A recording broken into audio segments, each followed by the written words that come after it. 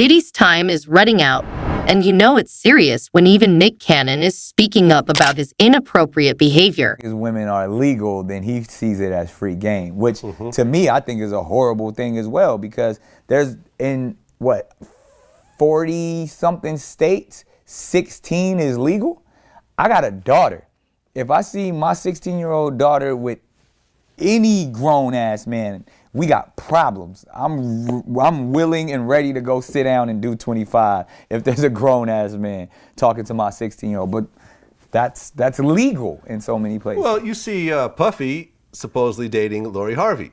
Yeah. And what's that age difference? That's like 20-something years? But at least she's anything Puff. Lori Harvey. She's what, 23? Let's look it up. Let's look this up. And he's 49. He's 22. 22 and 49. Diddy is 49 years old. Oh, man. That is a 27-year difference. Do you have a problem with that? That's an interesting question. Do I have a problem with that? Not so much. I wouldn't have a problem with that, but I'd be heartbroken if that was my daughter. Yeah. Even though Nick Cannon is a good friend of Diddy, he's not holding back about how strange it was for the rapper to be dating Steve Harvey's daughter, Lori Harvey, when she was barely 18.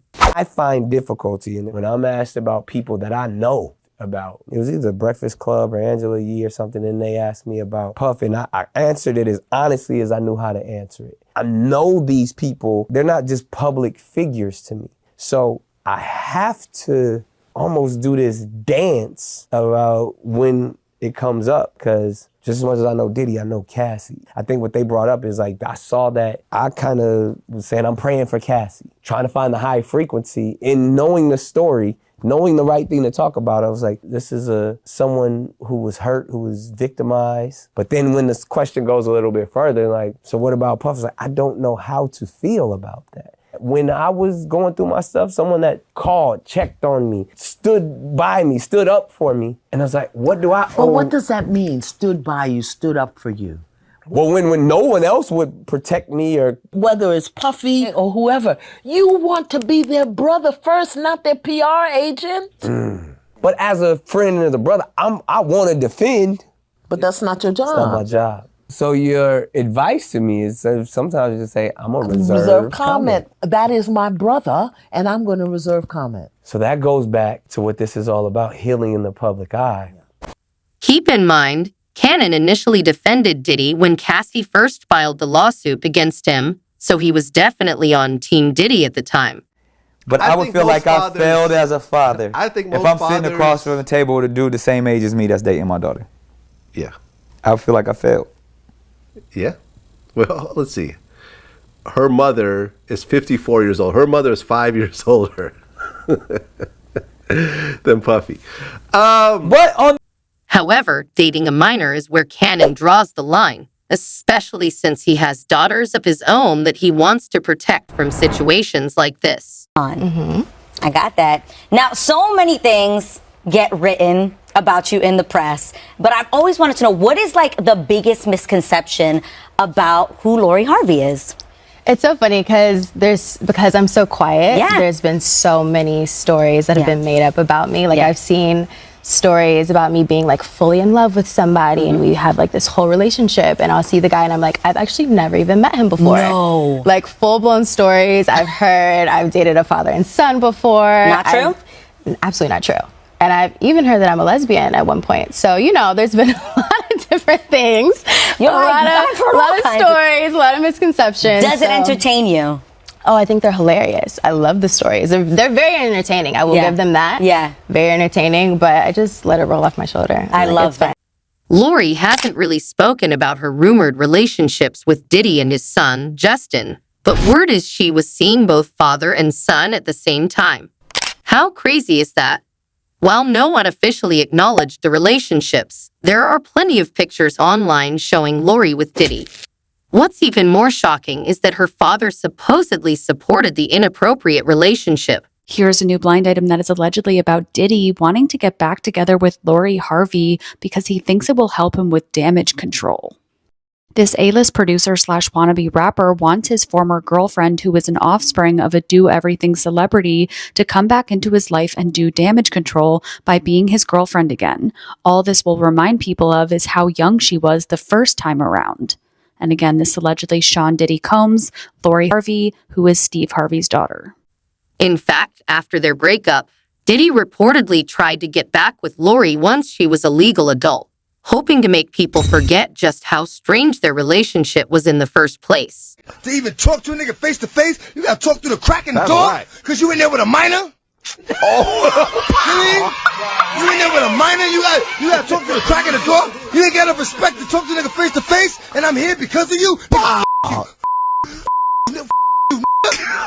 You! Well, you know he's the reason why 50 is doing movies now, man. We looked up to you, man. Our favorite movie was what? Never Die Alone was our favorite movie. That was ill. That was my best movie. I didn't even think you was like... That was my best movie. Because, it was like... Alright, Hollywood, I'll tell you. Alright. That was crazy. Like, it was... I'm gonna say it like they think it, but won't say it. Do nigga shit. Do nigga shit. Alright. And let's just say, this isn't the first time Diddy's been connected to a minor. In fact, rapper DMX once claimed he witnessed Diddy with a minor, exposing the bad boy mogul's disturbing and twisted behavior. Remember, Usher? We was at the Swiss Hotel.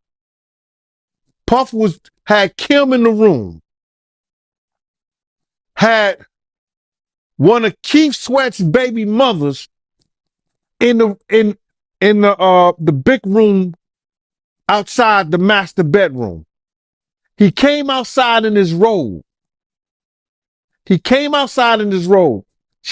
fellatio right there. His back was turned to me. She gave him a fellatio. You knocked on the door. I came and opened the door for you. Puff went in the room. You came in the room and kissed that girl dead in her mouth. You know, and a lot of more people know, didn't do you right when you was at Diddy camp.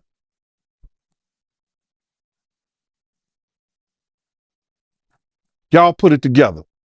Damn, man, and you said that, I know you can't go into detail, but you said that it was a situation where Diddy sent him to the hospital? Let Usher explain that to you. Let Usher mama explain that to you. And the hospital was in Scarsdale, New York. Even Diddy's former bodyguard, Gene Deal, has spoken about Diddy's inappropriate relationship with Usher when he was just a kid. Things were reportedly so bad that Usher ended up in the hospital after the abuse he endured from Diddy. Yeah, tell him stop bringing all the minors over here late at night. I live right next to him. He do too much. It be like buses, like big ass buses. You just see all type of shit hop out. Especially at nighttime, like around 3 o'clock in the morning. It gets wild. I'm his neighbor. When my basketball go over there, I just let it be because I don't want to knock on the door. Man, Diddy needs to stop bringing all those minors over late at night. I live right next door, and he does way too much. You'll see big buses pull up and all kinds of people hopping out, especially around 3 a.m. It gets wild.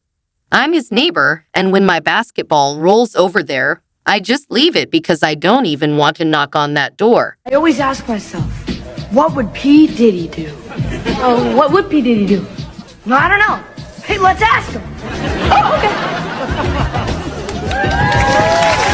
P. Diddy? What's up? We can't wake up Shane. You try symbols? Yep. What about sour milk? Didn't work. Tell you what, take this toy helicopter, put it down his pants. All right, we'll do it. We'll do. Diddy's neighbors have come forward with their own allegations after the raids, accusing the rapper of bringing busloads of kids to his house for abuse during his notorious freak-off parties. Don't forget, you started very young. I started at 15, for real, real age. It show. And that's the real age. It show. I mean, they say we keeping it real. We talking real talk. Right. No, for real, like Jay could tell you, I would go from the studio and he'll have to pick me up from school and take me to the studio. Like, and my mother was real adamant about finishing school and doing what I had to do. So I took a lot of correspondence courses on the road and just knocking out my records, like doing what I had to do. I was a monster at 15 on the mic. And I'm gonna have some real talk with you, Foxy. I mean, is this gonna be? The rapper also appeared as a guest star on a Nickelodeon show where he was involved in a highly inappropriate scene telling a kid to put a toy helicopter down his pants. I'm going to expose somebody that we all forget about. Y'all see this picture of Jay-Z with Aaliyah when she was underage? Y'all forgot about Jay, huh? We only know about Damon Dash messing with Aaliyah and R. Kelly. But that ain't the only one that Jay had when she was underage. Y'all remember Fox Brown and Jay? Ain't no woman like the one I got. No one could love you better. Before that song came out, we used to hear it. I used to tell shit. I was like, but Diddy isn't the only one with questionable behavior. His buddy Jay-Z is right up there with him. In fact, Sean Carter would go so far as to pick up a young Foxy Brown from school, highlighting just how young she was when they were dating. I am getting both Jay-Z and Beyonce because, see, he procures her out there. He is her handler, and he is the one that pushes her out there public, and then he profits off her. So we're looking at, and I don't care how much talent you think they have. I don't care how much talent you think they have. She was chosen for him. It is a karmic thing looking at their chart, but she was chosen for him in order to help him get where he needed to go. So she's the muse, but let's use this in a different way. Sometimes we use the word muse in the terms of profiteering off of it. He's very aware of entertainers, male and female, where he needs to go to keep his money coming in and what he's actually selling. Now, this connects him to R. Kelly. High level pimping and pandering for the music industry through the trafficking. My camera cut off when I said trafficking. Through the trafficking of human beings, okay? So I'm going to put that out there in that fashion. You, me, them, we're going to start seeing through the veil when it comes to Jay-Z, and within 3 years, public favor is removed. Now, he's not the first one to go down behind P. Diddy, but he's a close second. So it's a combination that's coming after him. And when they take him down, they're going to take Beyonce down behind him. And it's going to start crumbling, okay? So it's the next 3 years. On an energy level, what this is it is, understand, when you do occultist high level, and Jay-Z is a high level occultist, as is Beyonce. When you're involved in high level entity conjuring, which they are, when you're involved in that kind of high level type of giving yourself over to those energies, you are not really in control of what happens after a certain point. Like, no matter what anybody says, no matter how big and strong and special they think they are, when you let something into your body and you think you can control it, that's because they've let you think that you can control. A lot of people often mention Diddy and R. Kelly when discussing rappers involved with underage girls, but Jay-Z is the one who was involved the most. I got a bunch of comments on that video saying that Beyonce was underage when her and Jay-Z started dating. They have a 12-year age gap, and in an interview, Beyonce said that they met when she was 18, but didn't start dating till a year and a half later when she was 19. But Jay-Z did an interview with Charlie Rose saying they met 10 years ago, which would have been 1997, which would have made her underage. Regardless, their explanation is that they waited a while before they started dating, which is also like what Kylie and Tyga said. But I wouldn't say that's necessarily the truth. I think that they probably put on a certain face to the public. But yeah, I really didn't know that till people commented that. The truth is, Jay-Z aimed to exploit these underage girls for his own benefit, grooming and training them to become his muses and then profiting off their careers. Let's say you bust like a prostitution ring or something like that, right? And one of the prostitutes is underage. That's automatic human trafficking charge now because she can't consent. So and that can easily go federal, especially if there's an interstate nexus. So that could be a very good reason why the case was initiated. That's exactly what he did with Beyonce. Since she was underage when she started dating Jay-Z, he influenced her career from an early age, eventually taking control of her music career. What would it take for Jay-Z to go down like Diddy did? I don't know. But I got an idea that Evan Rogers is going to help me figure that out.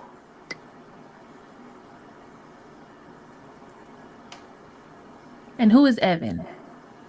Evan was the producer who only seemed to work on teeny bopper projects, who discovered Rihanna at 3 a.m. in the morning in a hotel room on the island where she comes from, with no parental supervision. And then she was put on a private plane, a minor,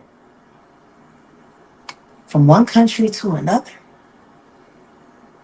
without parental supervision. And she ended up in a boardroom with Mr. Carter, without parental supervision. Y'all got young children. Would you just let your daughter leave and go to a whole other country with some motherfucking niggas you don't know? Absolutely not. Doing talent shows at 3 a.m. So you're saying that the rumors are true. There are rumors circulating that Rihanna was actually trafficked here. Are you saying that Starting to that's... sound that way, don't it? Because her daddy ain't show up till 24 hours later to pick up a $500,000 check for his daughter's ass.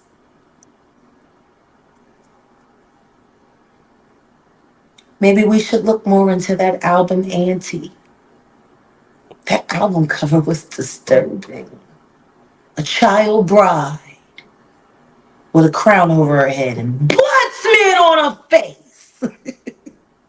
I don't know. How don't people see SOSs anymore? So is it really hard to believe that Diddy and Jay-Z might have been working together to traffic minors and women for their own gain? I'm a father of 3, and I'm very concerned for his minor children. Diddy has 3 young daughters under his care, his twins that are still minors, and a baby who's not even 2 years old. I don't think it's outlandish to say that I hope Child Protective Services is investigating right now, and hopefully, especially the almost 2-year-old could be taken care of by somebody other than Diddy. What is your reaction to the apology video? Do you think people are buying it? I am shocked at the amount of people that are sympathetic towards Diddy, especially religious people who acknowledge that he brought up God in his, in my opinion, weak apology. He, I think, is only apologizing now because the entire world has seen this video. If you listen to Jaguar right, Rihanna was allegedly one of the victims of Diddy's trafficking ring. However, the real culprit in this situation is actually Jay-Z. Now, all of this has led to people speaking out against Diddy, calling for his children to be removed from his care due to the significant threat he poses.